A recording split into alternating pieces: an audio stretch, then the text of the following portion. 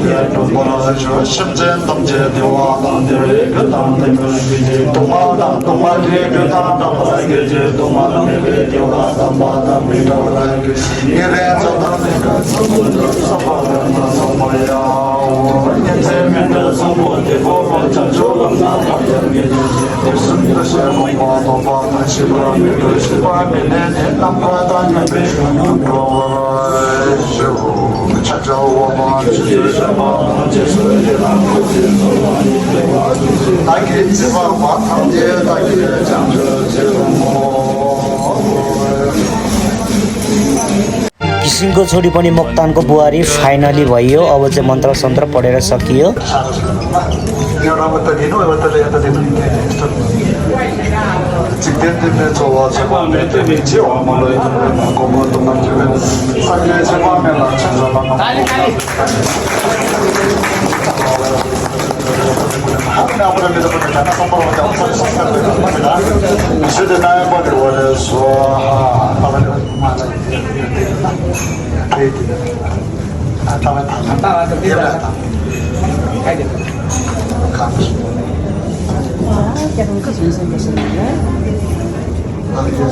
तपाईँले उहाँले यस दुईवटा भुङ्गा हुनुपर्थ्यो यसो तारबाट गरेर एउटाले दिएको यो आजदेखि चाहिँ उहाँ भयो यो हाम्रो समुद्रमा पानी एक कबर मिस्यो भने त्यो सबै समुद्रै हुन्छ। त्यसले गर्दा उहाँहरूको आजको सम्बन्ध चाहिँ पानीमा समुद्रमा पानी मिसिएको बराबर भयो, दुईटाले साना सट गर्यो। यो पनि त्यो पानी होइन, यो अमृत हो हाम्रो है, बुद्धिस्टको एकदम जल हो। त्यसले गर्दा त्यो दुई हो भइसक्यो चाहिँ उहाँहरू एक आपसमा आफन्त हुनुभयो है, यो भयो। अब चाहिँ यसलाई अलिकति तान्नु कि तपाईँ चाहिँ अगाडि आउनुहोस् न। अब यसो गरौँ ल, अब चाहिँ लेडिजको चाहिँ उहाँलाई दिनु अनि जेन्ट्सको चाहिँ उहाँलाई दिनु ल।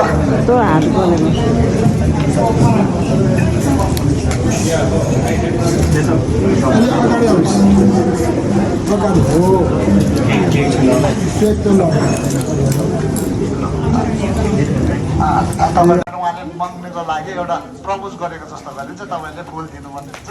घोडा टेकेर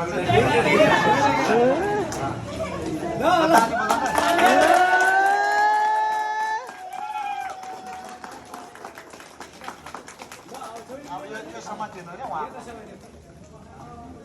उहाँले चाहिँ फोटो टेक्नु पर्दैन।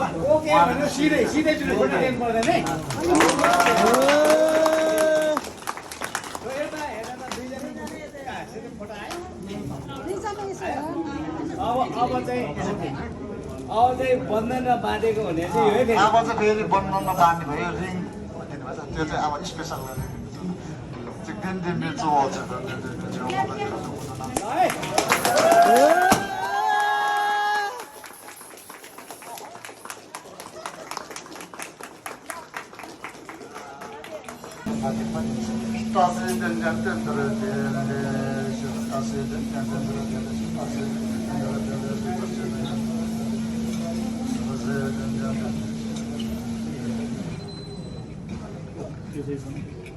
त्यो होइन ऊ त्यो पर छ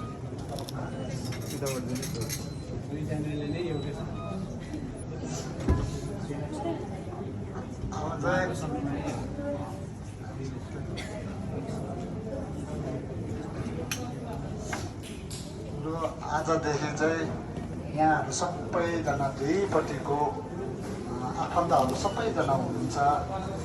तपाईँहरू सबैले साँच्चै राखेर हुनु त यो यसको कार्यक्रममा चाहिँ सकेको छैन। यसको चाहिँ पछिल्लो दिनमा पनि उहाँहरूको ठुलो अब यो ढोग्रेट चाटम भनेको नीतिहरू छ, त्यो आउने बाँकी नै छ।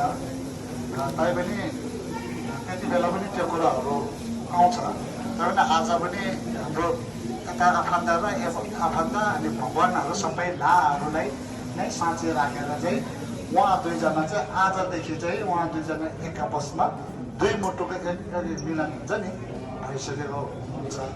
आज अब हामीले आजदेखि चाहिँ उहाँहरूलाई भन्नुपर्दा चाहिँ अब ठुलो बिहे गर्न त बाँकी छ, तैपनि हामीले श्रीमान श्रीमती भन्नु हामीले मिल्छ है।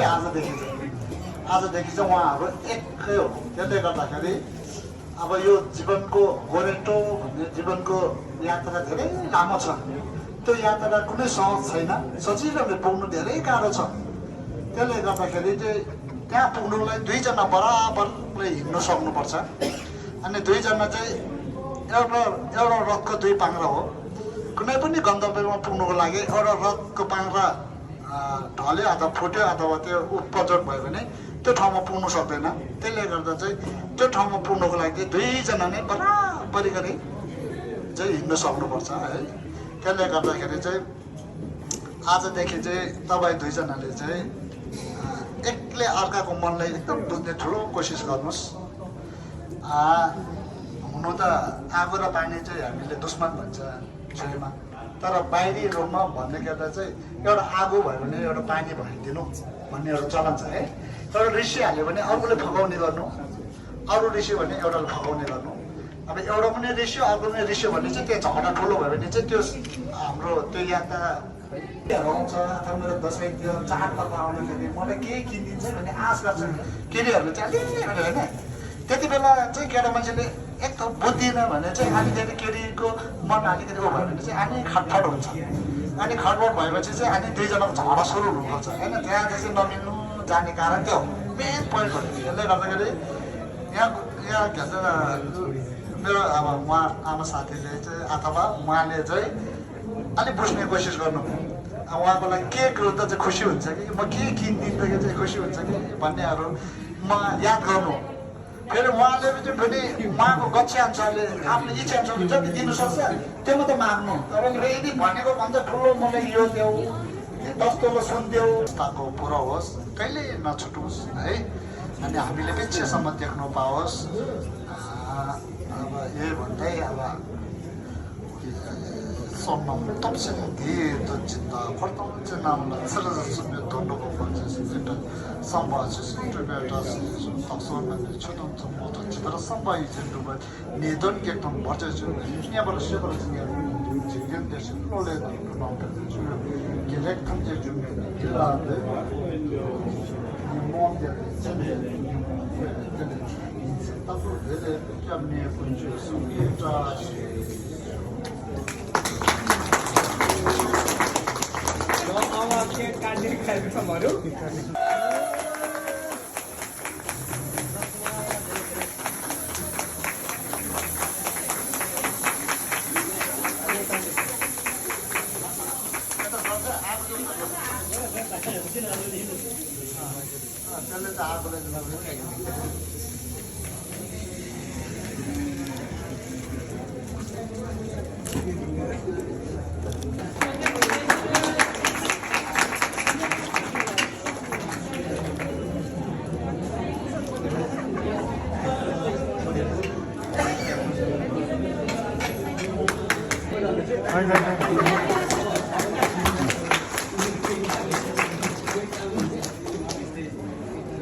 उहाँले पनि खुवाइदिनु